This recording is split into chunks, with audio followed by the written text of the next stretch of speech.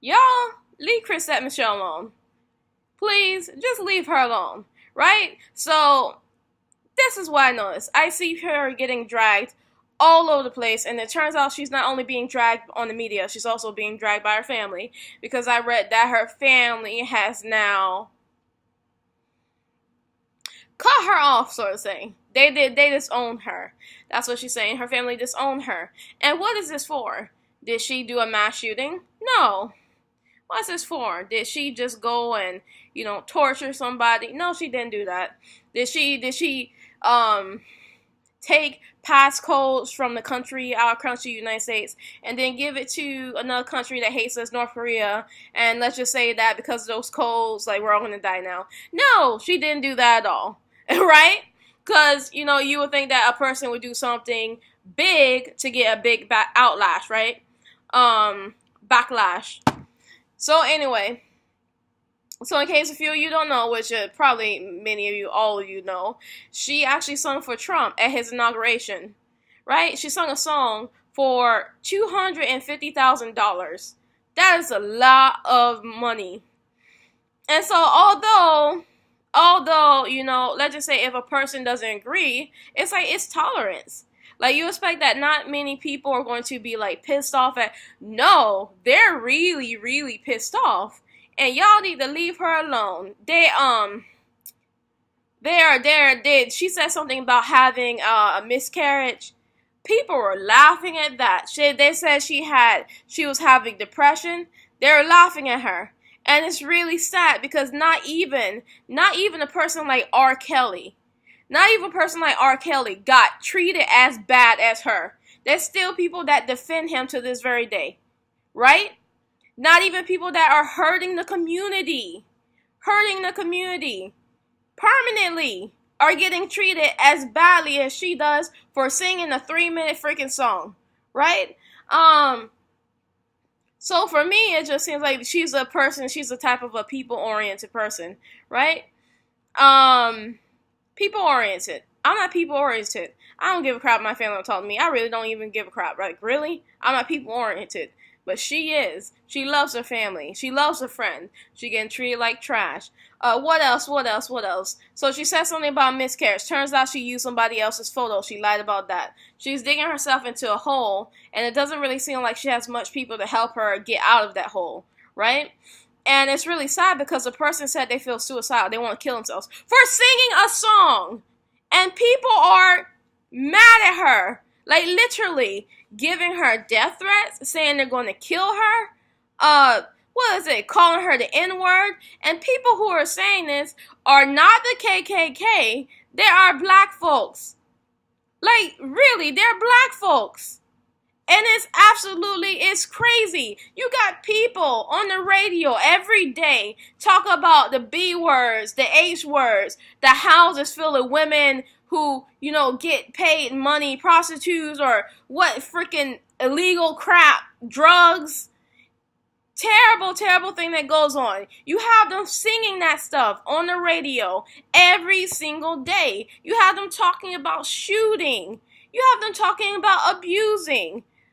But that is completely fine, and that should remain on the radio. And everything's good and dandy, although people are affected, right? Those guys are probably not good people, and people are affected. Children listen to them. Children act it out. They will act it out. They will treat, women or anybody else on a lower type of scale of reality freaking. You understand? Not reality, but a type of scale, right? A type of scale.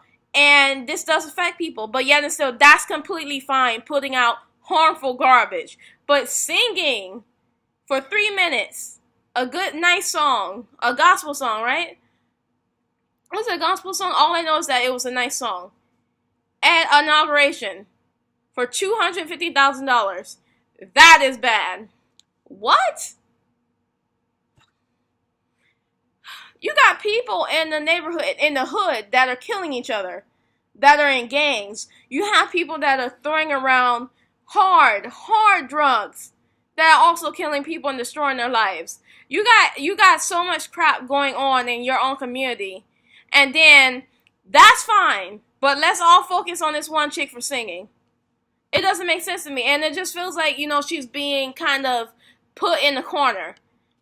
Because people hate Trump. A lot of black folks hate Trump. A lot of black folks hate Trump. And so therefore they take all of the hate, right? The racism, all of it, the discrimination in the schools, in the stores, on the streets, and every bit of it. And they take it from Trump and then they put it on her. Right? That's the way I feel like they just take it from Trump and then they put it on her because they don't have. It's like she's an easy scapegoat, and I see absolutely nobody getting treated as bad as she is. Nobody. And it kind of sucks because it's like she doesn't have like much people to actually try to help her out, to try to talk to her. Like nobody. And it's really sad because, as I said, I'm not a people's-oriented person. But if I was, right, I could try to put myself in somebody else's shoes. If I was, that would really hurt me that, everybody else doesn't really give a crap about me. Everybody else. What I'm about to say, yo. I'm just saying all this stuff, and it just really makes me kind of sad. So what is about it, right? So let me just say something else. This is another thing that I noticed, right? Another thing that I noticed. A lot of people that are talking, because like across the whole United States, there's like a lot of discrimination. There's a lot of just hate for black folks because like we are the most targeted people in this country. We are, like when it comes to targets, the most targeted people in this country for racism. We are. So there's a lot of discrimination in jobs. And it comes down to this point, like, if there's a lot of people that work for people that are racist, right? That are racist, let's just say for real racist, for like peanuts, like under $14 an hour, right? For like peanuts. Why exactly are you speaking? Like, what, not are you speaking, but why exactly are you speaking so negatively, like awful about this person here when technically you're doing the same thing? Like that's what I don't understand. And that's what I really don't understand. Right? And this chick here, but I mean it's almost the same thing because it's up in Chrisette's point on her, the way how she acted. She got $250,000. So she doesn't have to go back and work for him if she doesn't want to because she has enough money to live off of. So basically money to take care of her family. Like here in this situation, you have to go back. You have to work your butt off for this person that, is apparently treating you like a dog because, they can, right? So that's another situation I noticed, right?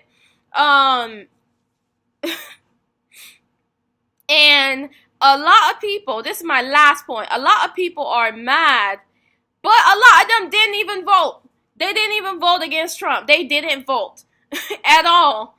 And it's crazy because they wanted her to win, Hillary to win, but they didn't vote at all against Trump. They didn't vote for her at all, right? This is what I also noticed.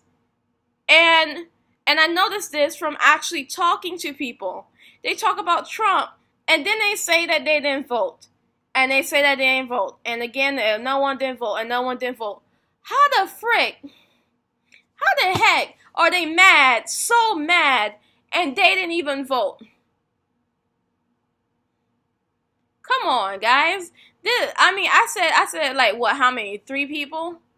That could have been like a million people up in this country that didn't vote, although they could have.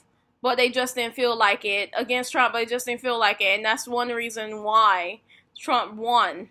Because they didn't vote. So it just feels like to me like, exercising your own freedom or, getting backlash for it. Because, not everybody thinks the same. Not everybody thinks the same. But god dang, like this woman's taking so much abuse. Like online, the letters sent to her house. It's just too much, y'all. And I just made this little ranting video because I'm just a little bit like frustrated and it just feels like nobody's listening.